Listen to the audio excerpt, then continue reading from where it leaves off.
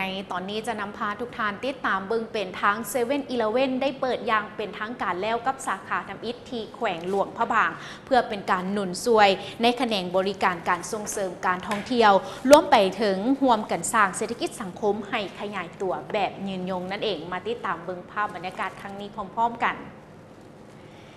สำหรับในเมื่อบดลที่ผ่านมาทานเวียงทองหัศจรรย์เจ้านครหลวงพระบางก็ได้ให้เกียรติเป็นประธานในพิธีเปิด7-Eleven สาขา LPB โพสีอย่างเป็นทางการโดยห้านนี้มันตั้งอยู่ที่บ้านสายลมเมืองหลวงพระบางถือว่าเป็นห้าน7-Eleven สาขาทับอิฐของแขวงหลวงพระบางภายในงานยังเข้าร่วมไปด้วยแขกผู้มีเกียรติจากหลากหลายภาคส่วนในพื้นที่เข้าร่วมน้ำกันสำหรับทางห้างสาขา LPB โพสีบริหารโดยทางบริษัท CPO ลาวจำกัดในกลุ่มบริษัท CPO จำกัดมหาชน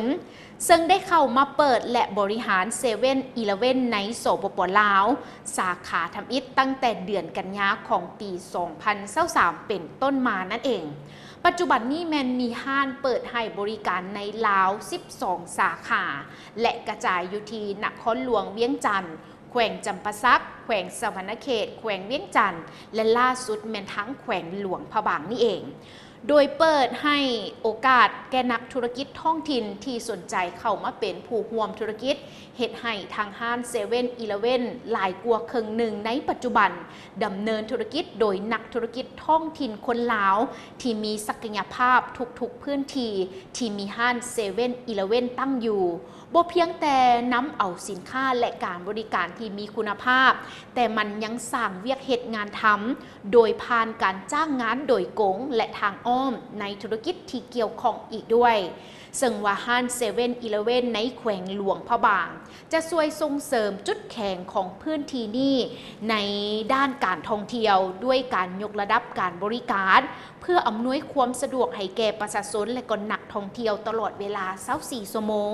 และด้วยการดำเนินธุรกิจโดยยึดมั่นค่านิยม3ประโยชน์ของเครือบริษัท